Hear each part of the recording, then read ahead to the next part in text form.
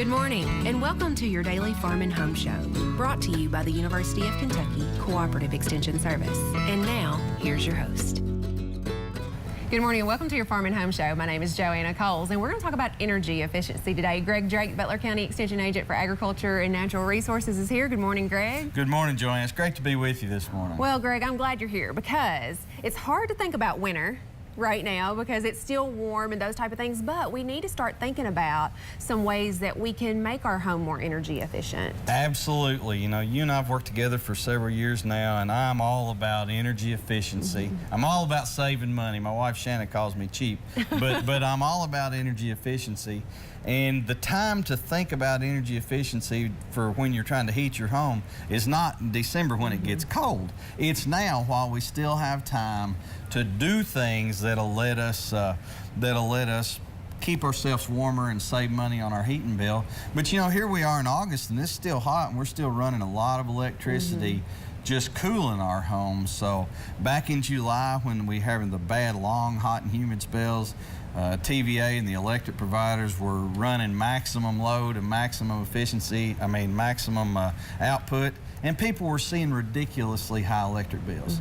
And then sometimes we get into fall where the temperature is more moderate and we think, well, my electric bill's not so bad, it kind of falls off of our mind. But I thought we should spend a couple minutes this morning just talking about some things that people can do around their home to cut down on those energy bills, or cut down on how much firewood you have to do. I don't know if you chop your own wood or what, Joanna, but you know, you don't want to cut any more firewood than you have to. Absolutely. That's exactly right. And the thing about it is, a lot of times it's money that we really can't see leaving because it's one of those silent things that our bills are going up, and we could do something very simple and be able to see that savings. Yeah, I've got some things that I thought we'd start talking about, just the free things first. I always pick the low-hanging fruit, right? I don't know if you pick peaches or apples, but you see the nice ones in the top, but you can eat the bottom ones first because they're the easiest to pick.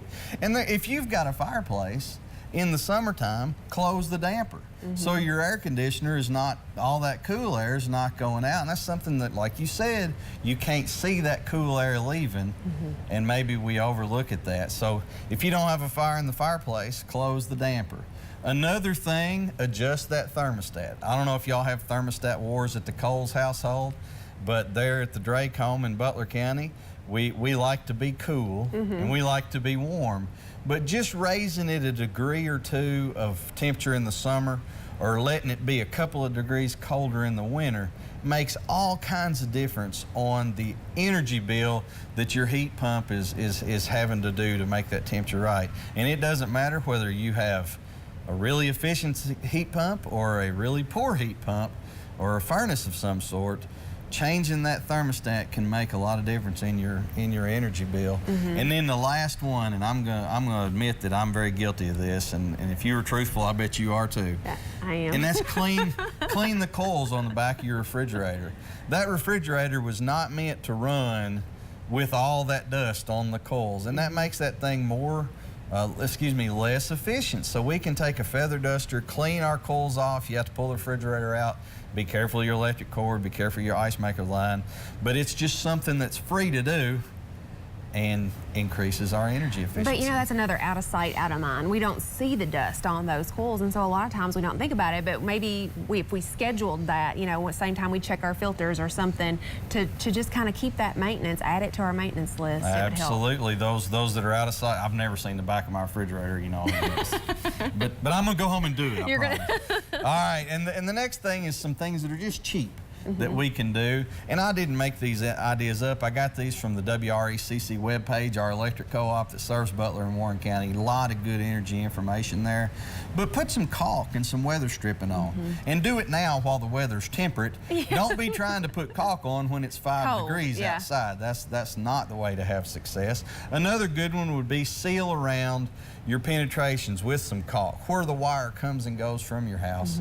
And the next one is do something that goes around your outlets. Now, I was raised up in a mobile home, and you could hold a match up in front of the electrical outlet, and the wind would blow it out. I can remember that. So they've come up with these handy devices, and these can be purchased at a lot of the home improvement stores, but they go and they fit over your outlet or your light switch, like the one that you're holding, and it stops the air that would be blowing through your home. A lot of folks are living in older homes, less energy efficient homes. So just check these out. These are cheap. Yeah. They're free. All right, Greg. Well, thanks for the information and thanks for watching. If you have questions about today's topic, please call the Warren County Extension Office at the number on your screen. Thanks for watching and have a great day.